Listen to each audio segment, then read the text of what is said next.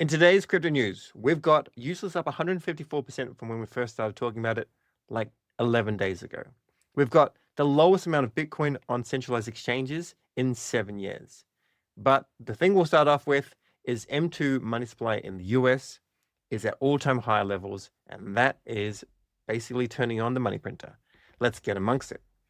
So the US money supply jumped 4.5% year on year in May to a record 21.94 trillion. 19th consecutive monthly increase.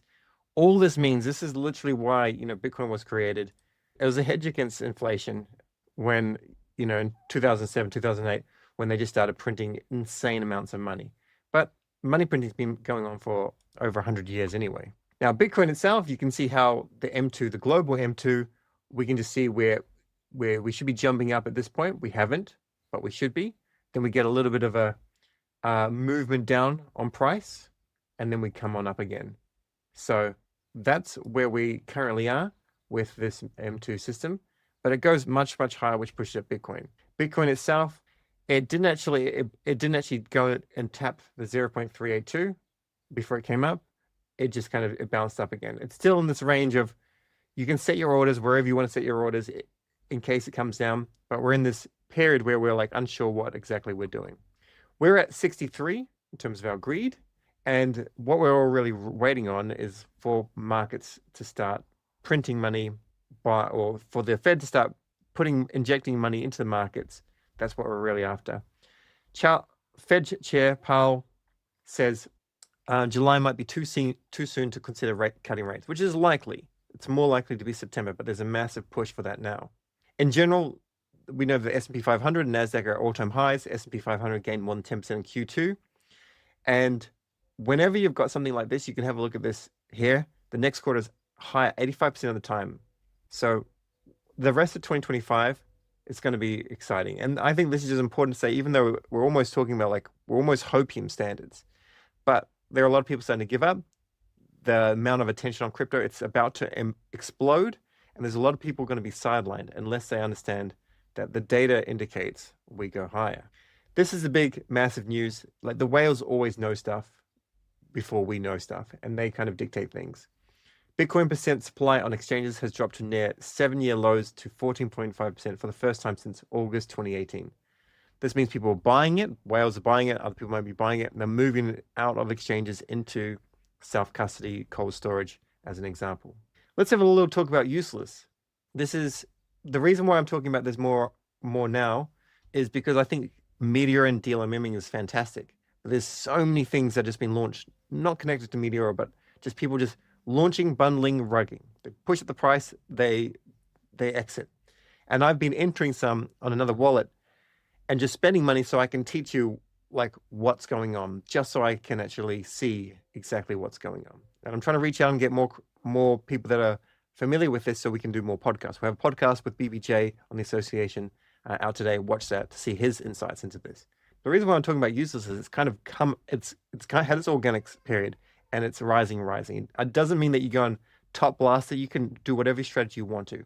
But one really cool thing is Bonk is that, I've said it before, they save Solana, and Bonk Fund literally used its own platform fees to buy useless tokens early on, which are now worth $630,000, and they're going to use 100% of these fees to help useless pay for SEX listings. So when SEX listings start to come, it'll be unreal. I mean, it's literally useless. It's a cool token, and yeah, the Bonk guy says he agrees with Blunt's capital here, and he thinks this is the strongest meme coin narrative to emerge from the trenches this year. And Blunt says $300 million market cap next up probably. I first spoke about this like the 20th of June. I saw it before that, but sometimes it's safer for things to go up and to actually start to get that momentum than it is to capture something like Chill House or whatever as they're moving up and then they just completely implode. Because most people don't want to day trade, or they don't want to aggressively take profits because it's a lot of work. Although you do have to do it annoyingly. With useless, it's just had like higher daily candles every single day. Like, this is nutty, to be perfectly honest. It's nutty. Now, if you want to minimize the risk, like I've mentioned before, you can go and set up a system so that you are buying the dip on with dealer mimming. and then you're going to at least print fees. You're not going to earn as much as if you're necessarily holding it, but you have the downside protection. So I like that idea. The other token that we're still interested in is Hosco. Once again, like this is on a 1-day chart, but go and flick it to a 1 hour. You can see you could get some fees here. There's nothing in terms of crazy volume though. 1 hour is 122,000, but you can earn some fees.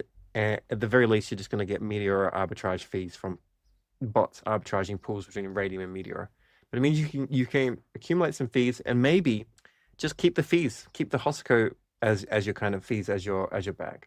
But we're doing both. We're buying, holding, taking profits at different levels, buying back with the fib as an example. Now we've got big news with the big beautiful bill. It has been passed. You need to find out the exact date when it goes into effect, but it was a 50-50 vote, and then JD Vance put in his vote, which he has to do to break that tie, and now it has passed.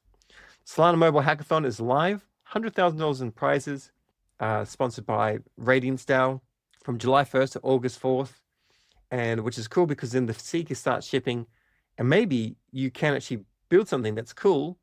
1, win some money, and 2, 150,000 of these devices will go out. I don't know if they're going on tranches of like 30,000, 30,000, I'm not sure, but this is cool. This is big news. Also, if you own a Gen 1 Saga, which are not great devices, but great proof of concept, go and grab your bonk by July 31st. You're going to have to turn it on and get that Genesis token, go and claim the bonk. Otherwise, you're going to miss out, and there's just over 2,000 that haven't done it yet. Kamino's making some improvements to the max multiplier with JitoSol. I'm not a big fan of this, but I'm just pointing it out in case you like it. I am far more of like, I'll use Kamino a lot for like borrow against my assets, but otherwise I'm just staking them with Faraday.com, as you should be staking with Faraday.com as well. And self-supply incentives increased as well. So if you are supplying Sol in this vault, which you can do, you're going to get some JTO tokens. JTO is pretty amazing, but probably I would just be selling it for Sol at this stage. Now, just clarifying something from yesterday, with dividend stocks, if you hold one stock and you get a 10% dividend, I did a video on this yesterday, just clarifying something. You now have 1.1 of this in your wallet. So this could be, this is literally the future. People don't understand it yet. And I think we need to see like more and more stocks roll out, of course. But this is literally the future. This is aggregate everything. This is real world assets. This is properly massive, which means that you could just start to accumulate stocks that pay out a dividend. And this could be your retirement. Strong tech stocks, strong, OpenAI's, SpaceX's, maybe not SpaceX's, because, well, obviously AI is going to be bigger than SpaceX. But those kind of stocks, if they pay a dividend, then like it's going to be a money printer, to be honest. You can also trade these tokenized stocks on Flash Trade, just in a swap system, so like not leveraging as far as I'm aware. See them on Ranger Finance as well, but they're everywhere. They are everywhere. Now, this is also some big news regarding Alpine Pancake, and this is more like I'm really excited for this aspect to be coming across from Binance Chain, which was called Binance Smart Chain, to Solana, as opposed to the actual platform. The platform's cool, to be perfectly honest. I played on it in the previous cycle. Pancake swap. So now you can jump into some concentrated liquidity, earn some good fees. I would rather the Met points with Meteor, to be perfectly honest, or do Hawkfire or even Radium. But this is more the idea of imagining a lot of people from Binance Chain coming across to Pancake Swap, and they've gone and deployed it on Solana because clearly there's demand. These are completely different contracts. It's a learning aspect. And then I guess pools will be routed through here. If they start to incentivize pools, like a new token comes out, you can jump in, and I've covered this in the past, and just go crazy. You have to be very mindful of like what the TVL is. Like if it's $10 a TVL, like that's pointless. You're not going to get your order routed through that. And you can't like filter by high TVL. Similar to Radium, it should be more streamlined than that, to be perfectly honest.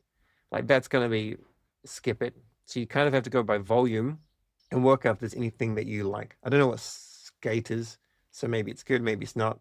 But either way, the fact that they've come, this is really big news. That's everything for today. Thanks very much for watching. Catch you in the next one.